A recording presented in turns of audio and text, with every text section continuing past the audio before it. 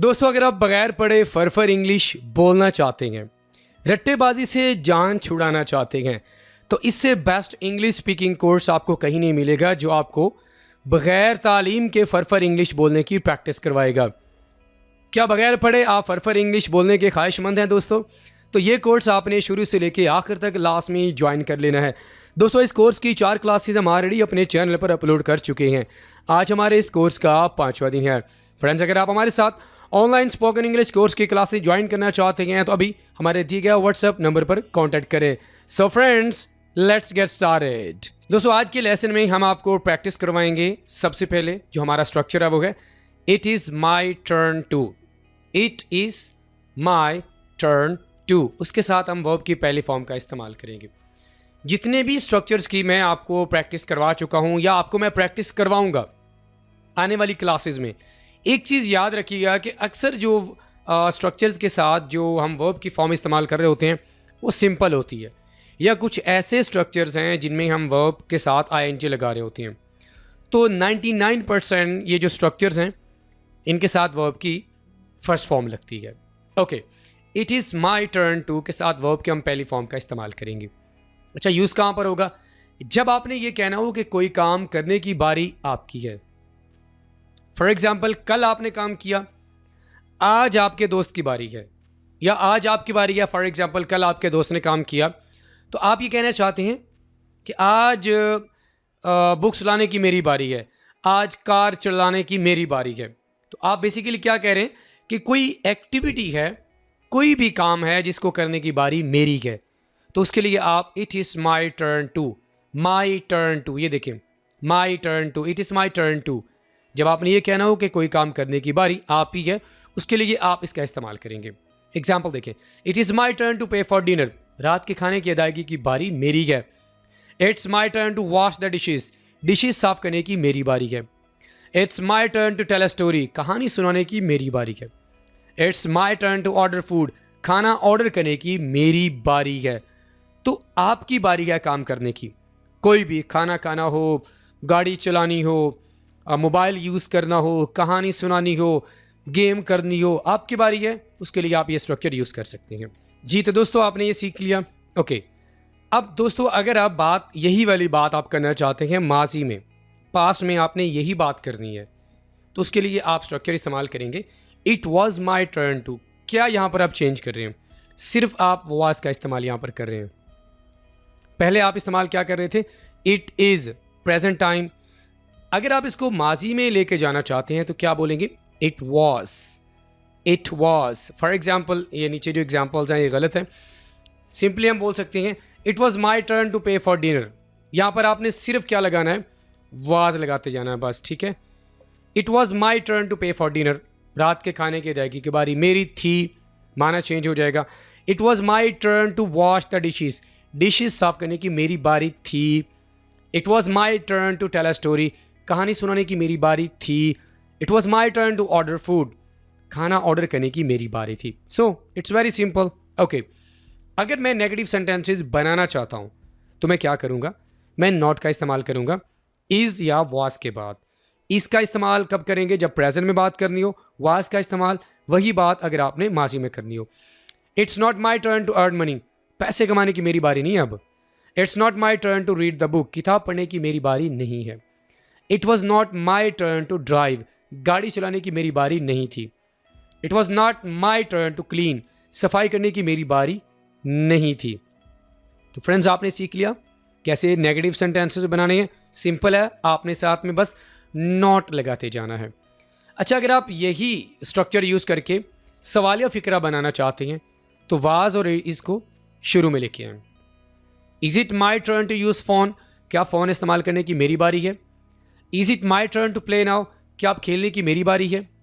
Was it my turn to cook, क्या खाना पकाने की मेरी बारी थी। Was it my turn to speak, क्या बोलने की मेरी बारी थी। तो दोस्तों, क्या आपने अच्छे से सीख लिया it's is my turn to कहाँ पर इस्तेमाल करना है? ओके, आगे दोस्तों हमारे पास स्ट्रक्चर है वुड यू माइंड। ये आप लास्ट में सीखना चाहेंगे। अगर आप अपनी इंग्लिश को पोलाइट बनाना चाहते हैं तो ये वाला स्ट्रक्चर आपने लास्ट में सीखना है, प्रैक्टिस करनी है। उसके लिए आपको एग्जाम्पल सेंटेंसेस लास्ट में बनाने होंगे। बहरहाल सबसे पहले सीख लेते हैं कि कहाँ पर इसका इस्तेमाल करेंगे।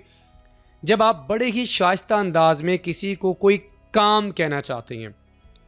हम डेली रूटीन में अक्सर लोगों को काम का कहते हैं बड़े ही पोलाइट वे में। कुछ लोग आपको गुस्से से भी कहते हैं, लेकिन गुस्से से आप कभी भी काम नहीं करते।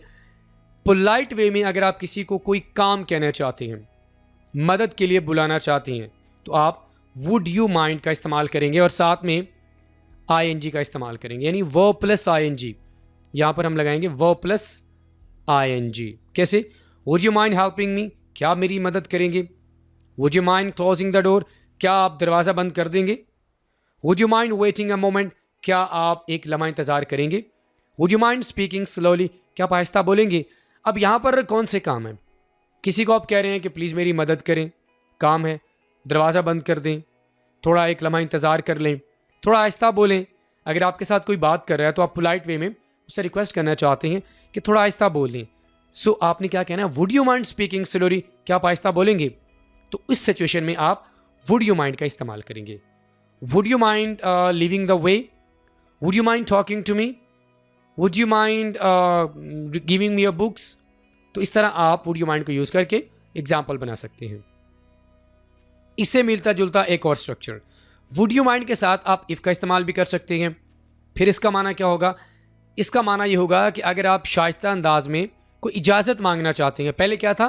वुड यू माइंड के साथ वो प्लस आईएनजी। उसका माना ये था कि जब आप किसी को काम का कहना चाहते हैं कि कोई काम कर दो। और वुड यू माइंड इफ़ का इस्तेमाल कहाँ पर करेंगे? जब आप बड़े ही पोलाइट वे में इजाज़त मांगना चाहते हैं। कैसे? Would you mind if I came in. लेकिन यहाँ पर एक चीज़ इंपॉर्टेंट आपने याद रखनी है कि यहाँ पर इफ़ के बाद जो सेंटेंस आएगा वो पास्ट में होगा, यानी पास्ट फॉर्म का आप इस्तेमाल करेंगे। Would you mind if I came in, क्या आपको बुरा तो नहीं लगेगा अगर मैं अंदर आ जाऊँ? Would you mind if I use your phone, क्या आपको एतराज़ होगा अगर मैं आपका फ़ोन इस्तेमाल कर लूँ? Would you mind if I took your pen, क्या आपको एतराज़ होगा अगर मैं आपका कलम ले लूँ? Would you mind if I open the door, क्या आपको एतराज़ होगा अगर मैं दरवाज़ा खोलूँ? तो यहाँ पर जो सेकंड सेंटेंस होगा वो पास्ट में होगा, ये बात आपने याद रखनी है। ये क्लियर हो गया? Would you mind and would you mind plus if. इससे मिलता जुलता एक और structure, do you mind plus वो प्लस आईएनजी। यहाँ पर भी आप बड़े शाइस्ता अंदाज में कोई इजाज़त मांग रहे हैं, इजाज़त मांगने के लिए, ठीक है? जैसे कि do you mind sitting here, like आपको एतराज़ होगा यहाँ पर बैठने पर। Do you mind opening the door या ओपनिंग द विंडो, आप इजाज़त मांग रहे हैं कि अगर मैं विंडो ओपन कर दूँ आपको एतराज़ तो नहीं होगा। Do you mind answering the phone, आप किसी को कहना चाह रहे हैं कि यार फ़ोन उठा लो, उसका जवाब दे दो। Do you mind turning of the TV, अगर मैं टीवी ऑफ कर दूं तो आपको प्रॉब्लम तो नहीं होगी। तो आई होप दोस्तों आपने वुड यू माइंड, बल्कि इससे पहले आपको मैं इसका स्ट्रक्चर का जो है ना खुलासा बता दूं, फिर आपको समझ आ जाएगी। और वुड यू माइंड इफ़ का इस्तेमाल कहाँ पर करेंगे? पास्ट में। ये देखिए आपको मैं बता चुका हूँ, इसका जो सेकंड सेंटेंस होगा वो पास्ट में होगा परमिशन के लिए। फ्यूचर में आप इसका इस्तेमाल करेंगे फ़र्जी सिचुएशन के लिए, और ये बहुत पोलाइट है और फॉर्मल भी है, यानी एजुकेशनल प्लेसेस या वर्किंग प्लेसेस पर आप इसका इस्तेमाल कर सकती हैं। अगर आप वर्किंग प्लेस में हैं, आप किसी ऑफिस में काम करते हैं, तो आप इसका इस्तेमाल लास्ट में करेंगे। Would you mind if I used your phone, और वुड यू माइंड का इस्तेमाल कहाँ पर करेंगे? वुड यू माइंड का इस्तेमाल भी आप पोलाइट रिक्वेस्ट के लिए करेंगे, ये पोलाइट है और फॉर्मल है। Would you mind helping me, do you mind का इस्तेमाल आप करेंगे आप किसी से रिक्वेस्ट करने के लिए, कोई फेवर वगैरह मांगना चाहते हैं तो आप इसका इस्तेमाल कर सकते हैं। पोलाइट है लेकिन ये फॉर्मल नहीं है, मतलब आप अपने दोस्तों के साथ इसको इस्तेमाल कर सकते हैं या रिलेटिव्स के साथ।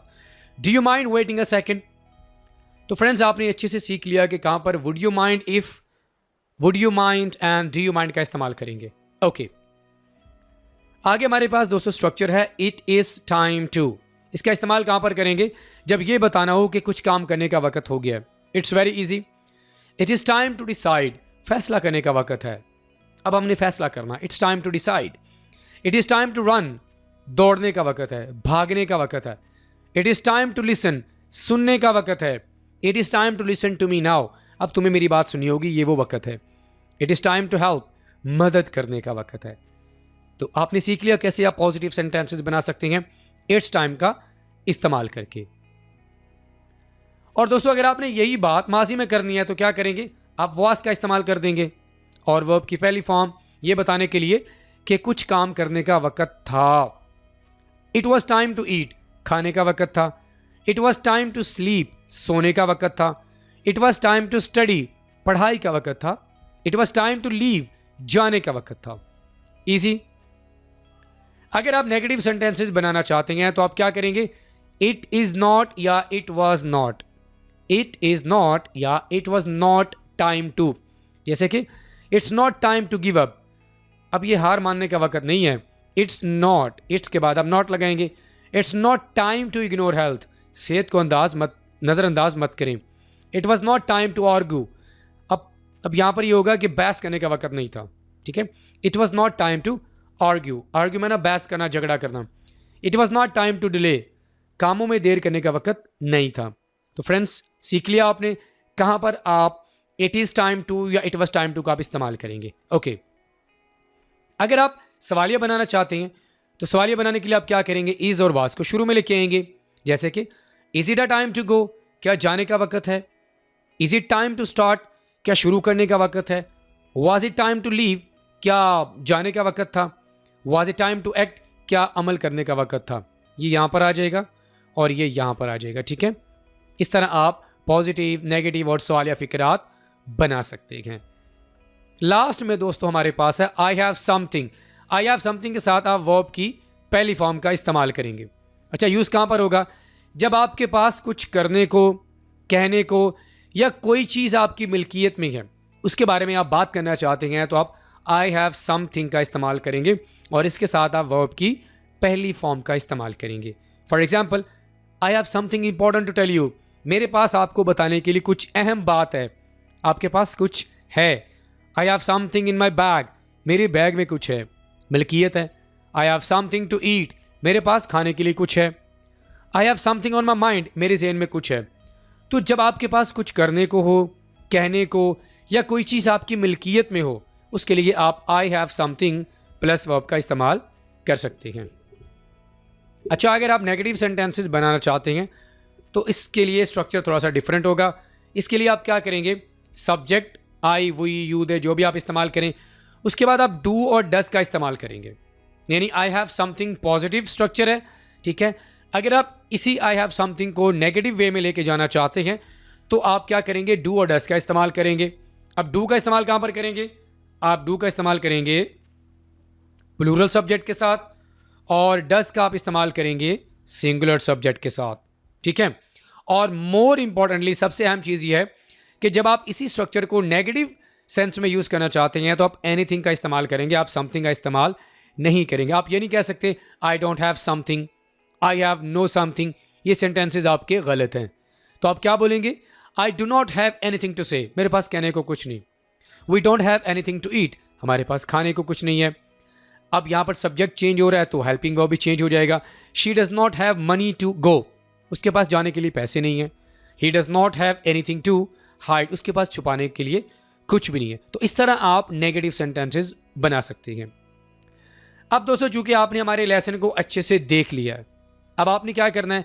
आप हमें बताना चाहते हैं कि सर हम आपके लेसन को अंडरस्टैंड कर चुके हैं, तो आप हमें कैसे बता सकते हैं? आपके सामने ये चारों स्ट्रक्चर्स हैं, आपने इनकी एग्जाम्पल सेंटेंसेस बनानी है। 3 एग्जाम्पल बना लें। ठीक है, और बनाने के बाद नीचे कमेंट बॉक्स में सेंड कर सकती हैं, या अगर आप चाहते हैं कि हम आपकी प्रैक्टिस को चेक करें, आप दिए गए व्हाट्सएप नंबर पर भी अपनी प्रैक्टिस को चेक कर सकते हैं। हम आपकी प्रैक्टिस को लाजमी चेक करेंगे और आपको फीडबैक भी देंगे। ऑलराइट फ्रेंड्स, इसी के साथ ही आज की हमारी क्लास नंबर 5 यहीं पे मुकम्मल हुई। I will see you in the next video lesson. Till then, अल्लाह हाफिज़।